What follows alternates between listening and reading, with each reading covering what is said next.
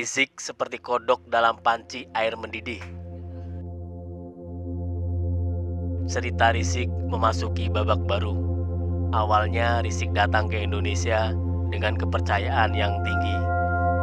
Percaya bahwa bohirnya sudah menjamin Rizik tidak akan diproses hukum. Rizik aman untuk kembali ke Indonesia guna membangun kekuatan demi persiapan 2024 nanti. Rizik sempat ketakutan dan nurut dengan instruksi bohirnya, karena sebelumnya Rizik mengumumkan secara terbuka kepulangannya, lengkap tanggal dan jamnya. Tapi kemudian Rizik ditegur, karena pengumuman seperti itu dapat menimbulkan keramaian, sementara Jabodetabek masih PSBB. Solusinya setelah ditegur, main drama, mengaku batal pulang agar penyambutan di bandara tak begitu besar. Namun logistik sudah terlanjur menyebar, persiapan sudah matang, bus sudah disewa, tim konvoi dan seragam juga sudah siap memutihkan bandara. Jadi pengakuan batal pulang itu tak mampu meminimalisir kerumunan. Sampai di sini sebenarnya Rizik masih termaafkan. Bagaimanapun dia sudah berusaha mengumumkan batal pulang. Kalau di lapangan ternyata massa sudah berkumpul, ya mau gimana lagi? Tapi maaf atau pemakluman ini rupanya malah membuat Rizik makin pongah, makin asik bikin keramaian.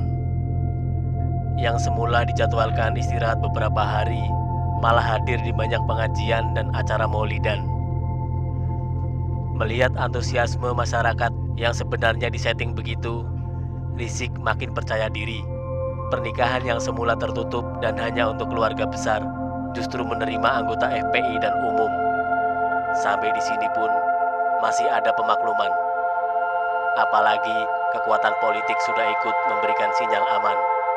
Wagub DKI ikut hadir di salah satu acara kerumunan tersebut, ngakunya mewakili Anies.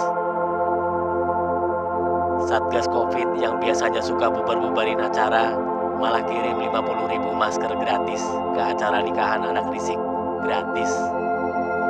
Satgas Covid udah kayak panitia acara nikahan. Lalu, kapan Rizik akhirnya kepleset? Ketika keceplosan dan menyinggung TNI. Saat itu ada anggota TNI yang ikut nyanyi buat Rizik dan kemudian dapat hukuman. Dasar Rizik yang memang sumbu pendek malah menyinggung dan membandingkan dengan Dato Sri Tahir yang mendapat gelar kehormatan dan digotong oleh Brimob. Disebutnya cukong Cina diarak dihormati. Di titik ini, Pangdam Jaya merespon. Baliho Rizik dihancurkan. TNI unjuk kekuatan, melibas tanpa ampun baliho-baliho Rizik. Laskar kocar-kacir, malu karena tak mampu siaga. Bahkan mesti dijaga pun, TNI tetap menurunkan baliho Rizik tanpa ampun. Kewenangan TNI memang hanya sampai pada penertiban, bukan penangkapan atau pemanggilan proses hukum. Sayangnya Rizik tak sadar bahwa dirinya sudah salah langkah.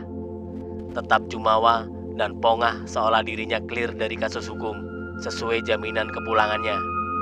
Tekanan masyarakat menguat. Jika TNI sudah bergerak, kenapa polisi diam saja? Maka polisi ikut memproses Rizik, dimulai dengan memanggil Anies. Sampai di titik ini, Rizik juga belum sadar, malah mengerahkan laskar untuk menjaga Petamburan, menghalang-halangi polisi menyampaikan surat panggilan. Bahkan polisi sempat diusir oleh para laskar itu, dan jelas mencoreng harkat martabat Polri secara keseluruhan. Rizik yang pindah-pindah tempat, menghindari panggilan atau penangkapan, membawa laskar bersenjata, berpikir bahwa polisi tak akan berani baku tembak. Dipikirnya isu HAM bisa dimainkan, negara asing bisa ikut campur menekan. Namun rupanya polisi yang bertugas memantau Rizik sebelum hari penangkapan itu bereaksi keras. Mereka tak mau kabur setelah mendapat tembakan, justru melawan dan menembak 6 orang laskar yang sok-sokan itu mati. Sementara itu klarifikasi Munarman, cerita versi FPI yang menyudutkan Polri, makin membuat Polri geram. Dan di titik ini, Rizik sudah seperti kodok yang berada di dalam panci air mendidih. Awalnya enak, hangat, nyaman sekali, dan merasa ingin berlama-lama menikmati air hangatnya. Tapi kini air sudah terlanjur panas dan kompor masih menyala. Rizky tak bisa bangkit meloncat. Bohir yang menjaminnya pun sudah tidak mampu ikut campur lagi. Rizky kemudian jadi tersangka dan akan ditangkap. Itu pernyataan terakhir Kapolda. Dan sampai di titik ini, ruang kompromi sudah tertutup rapat. Rizky pasti dipenjara.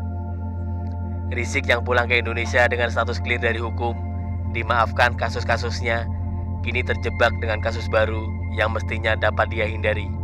Tapi karena terlalu nyaman di Sanjung, Rizky sampai lupa kapan harus berhenti dan menahan diri. Begitulah kura-kura.